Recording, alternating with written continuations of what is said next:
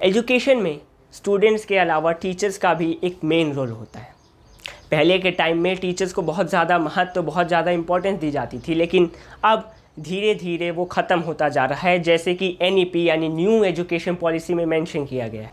New education policy में जिस तरह से जितने सारे रिफॉर्म्स आते जा रहे हैं, जिस तरह से दिखाया गया है, उसमें यह बताया गया है कि जो टीचर्स हैं उनके लिए काफ़ी सारे चेंजेस किए गए हैं। जो रूरल एरिया है वहाँ पर हाईली क्वालिफाइड टीचर्स की संख्या बहुत ज़्यादा कम है, और ऐसा इसलिए भी होता है क्योंकि जो वहाँ के टीचर्स बनने के लिए शहरों में आके पढ़ते हैं, वो यहीं पर अच्छे स्कूलों में नौकरी लेकर यहीं पर रह जाते हैं, और जो हाईली क्वालिफाइड टीचर्स शहर के हैं वो गांव में इसलिए नहीं जाते क्योंकि वहाँ पे हाउसिंग की फैसिलिटी नहीं होती।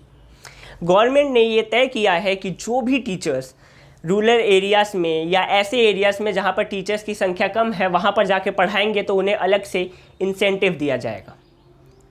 साथ ही साथ वहाँ पर यह भी देखा जाएगा कि उन्हें हाउसिंग की फैसिलिटी प्रोवाइडेड हो। दूसरा पॉइंट ये है कि ऐसी जितनी भी एक्टिविटीज़ हैं या ऐसे जितने भी काम हैं जिसमें टीचर्स को अपना ध्यान देना पड़ता है, जो कि टीचिंग से या पढ़ाई से रिलेटेड नहीं है, उन कामों से टीचर्स को हटाया जाएगा। थर्ड पॉइंट, टीचर्स को वो सारी फैसिलिटीज़ प्रोवाइड करवाई जाएगी, वो सारी अपॉर्चुनिटीज़ प्रोवाइड करवाई जाएगी जिनके थ्रू जो भी नए नए इनोवेशंस होते जा रहे हैं टीचिंग लाइन में, उसके साथ साथ टीचर्स खुद को डेवलप कर सके।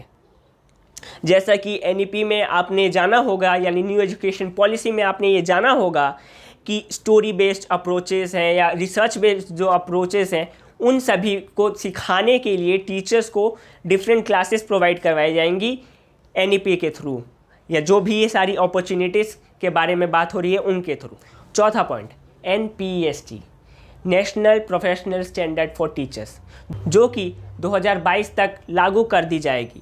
इसके अकॉर्डिंग टीचर्स की परफॉर्मेंस की एक्सपेक्टेशन सेट की जाएगी और उसी के मुताबिक, उसी के अनुसार ही उनकी प्रमोशन होगा या फिर उनकी सैलरी इंक्रीज़ होगी, जो कि पहले टेन्योर या फिर सीनियरिटी के बेसिस पे होती थी। पांचवा और सबसे महत्वपूर्ण पॉइंट, काफ़ी सारे आज के टाइम में टीचिंग इंस्टीट्यूट्स खुले हुए हैं जो कि सिर्फ B.Ed की डिग्री प्रोवाइड करवाते हैं, लेकिन टीचिंग एक्सपीरियंस पर बिल्कुल भी जोर नहीं देते हैं। उन सभी इंस्टीट्यूट्स को गवर्नमेंट के द्वारा हटवाया जाएगा। हम अपनी लाइफ में जो भी करना चाहते हैं, हमें कोशिश करनी चाहिए कि हमारा एनवायरनमेंट भी उसी तरीके का हो। पढ़ने के लिए हम अपने घर में भी पढ़ सकते हैं, अपने पेरेंट्स से भी पढ़ सकते हैं, लेकिन स्कूल जो होता है एक पढ़ने का एनवायरनमेंट प्रोवाइड करवाता है। NEP में यानी न्यू एजुकेशन पॉलिसी में इस बात का भी ध्यान रखा गया है कि स्कूल्स के लिए भी बहुत सारे रिफॉर्म्स किए जाए। स्कूल के लिए पहला रिफॉर्म, आप जानते ही होंगे कि एक छोटे से एरिया में बहुत सारे छोटे छोटे स्कूल्स खुले हुए हैं, जैसे कि 5th स्टैंडर्ड तक, 8th स्टैंडर्ड तक, और इन सभी स्कूलों पर गवर्नेंस करना यानी नियंत्रण करना बहुत ही मुश्किल हो जाता है।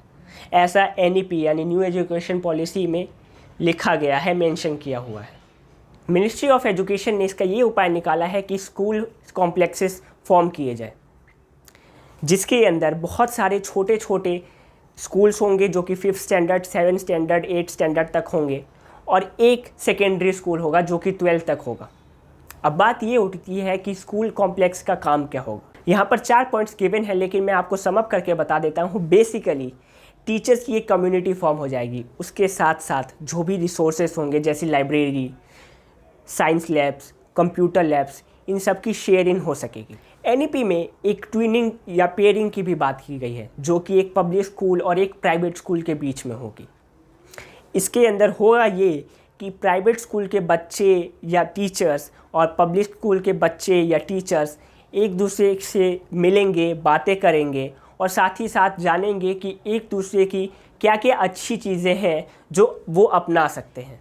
एक पॉइंट इसमें ये भी आता है कि स्कूल ख़त्म होने के बाद यानी 2:30 बजे, 3 बजे के बाद काफ़ी सारा टाइम जो होता है स्कूल का वो वेस्ट जाता है। अभी गवर्नमेंट ने ये तय किया है कि उसे सामाजिक चेतना केंद्र के लिए यूटिलाइज़ किया जाएगा, जो कि अभी भी होता है लेकिन काफ़ी कम स्कूलों में होता है। उसे अब सारे स्कूलों में या काफ़ी सारे स्कूलों में किया जाएगा। SEDGs यानी socially and economically disadvantaged groups, ऐसे एरियाज़ जहाँ पर इन ग्रुप्स की संख्या बहुत ज़्यादा है उन्हें SEZ घोषित किया जाएगा। SEZ यानी स्पेशल एजुकेशन जोन्स। इसका मतलब ये होगा कि इन एरियाज़ में जितने भी स्कीम्स हैं, जितनी भी पॉलिसीज़ हैं, उन्हें मैक्सिमम कंसर्न के साथ इम्प्लीमेंट किया जाएगा। कोशिश ये रहेगी गवर्नमेंट की कि उन एरियाज़ में इन सभी पॉलिसीज़ जो भी एजुकेशन के फील्ड में आएंगी, जो भी स्कीम्स आएंगे, उन सभी को अच्छे से लागू किया जाए। यूनिवर्सिटी के कोर्सेज में, उनके डिसिप्लिन्स में जो चेंजेस आ चुके हैं, जैसे कि आप केमिस्ट्री के साथ बेकरी कर सकेंगे, बायोलॉजी के साथ म्यूज़िक पढ़ सकेंगे, मतलब मेजर और माइनर का जो तालमेल बिठाया है गवर्नमेंट में, उसके बारे में आप सभी अच्छे से जानते होंगे। साथ ही साथ आप ये भी जानते होंगे कि वोकेशनल स्टडीज़ को भी मेन स्ट्रीम में लाने की पूरी कोशिश की जा रही है, जो कि एक बहुत ही अच्छा डिसीज़न है। लेकिन मैं आपको एक ऐसे पॉइंट के बारे में बताऊंगा जिसे अभी तक आपने नहीं सुना है। यूनिवर्सिटीज़ को 3 अलग अलग टाइप्स में डिवाइड कर दिया गया है। पहला RUs यानी रिसर्च इंटेंसिव यूनिवर्सिटीज़, ऐसी यूनिवर्सिटीज़ जिन पर मेन फोकस रिसर्चेस पे किया जाएगा। स्टूडेंट्स के लिए कोशिश की जाएगी कि वो ज़्यादा से ज़्यादा रिसर्च में फोकस करें। सेकेंड TUs यानी टीचिंग इंटेंसिव यूनिवर्सिटीज़, ऐसी यूनिवर्सिटीज़ जहाँ पर टीचिंग पे ज़्यादा फोकस किया जाएगा लेकिन थोड़ा बहुत फोकस रिसर्चेस पे भी रहेगा। और थर्ड है AC यानी ऑटोनॉमस डिग्री ग्रांटिंग कॉलेजेस, ऐसे कॉलेजेस जिनके थ्रू डिग्री प्रोवाइड करवाई जाएगी और फोकस टीचिंग पे ज़्यादा रहेगा। NEP में agriculture education, legal education, technical education के बारे में भी बात की गई है।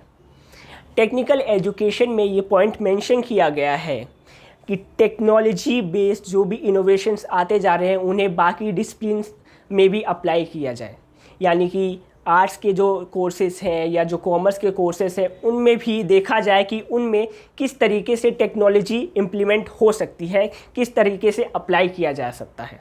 चौथा एक बहुत ही मेजर और बहुत ही बड़ा डिसीजन निकल के सामने आ रहा है, वो है NETF यानी कि नेशनल एजुकेशनल टेक्नोलॉजी फोरम। एक ऐसा फोरम, एक ऐसी बॉडी जिसके थ्रू ये सुनिश्चित किया जाएगा कि वो आने वाले टाइम में वक्त के साथ साथ जो भी टेक्नोलॉजीज़, जो भी इनोवेशंस आते जाएंगे, उन्हें उसके बारे में रिपोर्ट तैयार करनी होगी और उसे ME यानी मिनिस्ट्री ऑफ एजुकेशन के सामने पेश किया जाएगा ताकि वो उसी के अकॉर्डिंग, उन इनोवेशंस, उनके टेक्नोलॉजी के अकॉर्डिंग एजुकेशन सिस्टम में नए नए रिफॉर्म्स ला सके। इसके साथ होगा ये कि जो हायर एजुकेशन, स्कूल एजुकेशन में उनकी लर्निंग, प्लानिंग, असेसमेंट, एडमिनिस्ट्रेशन में काफ़ी सारे इनोवेटिव चेंजेस देखने को मिलेंगे। आखिरी और बहुत ही महत्वपूर्ण, promotion of Indian languages, arts and culture. UNESCO के मुताबिक तो 197 ऐसे लैंग्वेजेस हैं जो एंडेंजर्ड हैं और 220 लैंग्वेजेस एक्सटिंक्ट हो चुकी हैं, यानी ख़त्म हो चुकी है। हमें, आपको, हम सभी को समझना पड़ेगा कि इंडियन कल्चर को बचाना कितना ज़्यादा ज़रूरी है। आज के टाइम पे जितनी भी कंट्रीज़ हो, जैसे कि चाइना, जर्मनी या कोई भी कंट्री हो, वो अपने कल्चर को लेके बहुत ही ज़्यादा रिजिड है। ऐसा हमें भी करना होगा क्योंकि काफ़ी सारे कंट्रीज़ में इंडियन कल्चर को सीखा तो जा रहा है, जाना तो जा रहा है, लेकिन इंडिया में वो धीरे धीरे ख़त्म होता जा रहा है। इस चीज़ को टैकल करने के लिए मिनिस्ट्री ऑफ एजुकेशन ने कुछ मेजर रिफॉर्म्स लाने की कोशिश की है। सबसे पहला आर्ट इंटीग्रेशन अप्रोच। इसके थ्रू बच्चों को छोटी एजेस से ही आर्ट के थ्रू पढ़ाने की कोशिश की जाएगी और कोशिश ये भी रहेगी कि जो कल्चर, जो आर्ट के थ्रू उन्हें पढ़ाया जा रहा है, उसका रूट यानी उसका ज़मीनी स्तर इंडियन कल्चर से जुड़ा हो। दूसरा पॉइंट ये भी है कि जो भी कैरिकुलम्स, जो भी तरीके से बच्चों को पढ़ाया जाएगा, उनमें इंडियन कल्चर अच्छे से झलक रहा हो। यह भी देखा जाएगा कि जो टीचर्स हैं उन्हें भी इंडियन कल्चर के बारे में अच्छे से नॉलेज हो, उन्हें भी पता हो कि इंडियन जो लैंग्वेजेस हैं उसके बारे में वो कितना ज़्यादा जान सकते हैं और कितना ज़्यादा बच्चों को बता सकते हैं। एक और पॉइंट सामने आ रहा है, नॉलेज ऑफ इंडिया।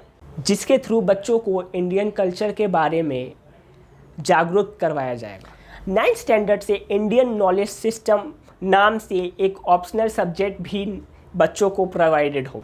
तो दोस्तों ये सारे वो पॉइंट्स थे जिन्हें आपने न्यूज़ चैनल्स में या यूट्यूब चैनल्स में नहीं सुना होगा, जो कि एजुकेशनल या मोटिवेशनल वीडियोस बनाते हैं।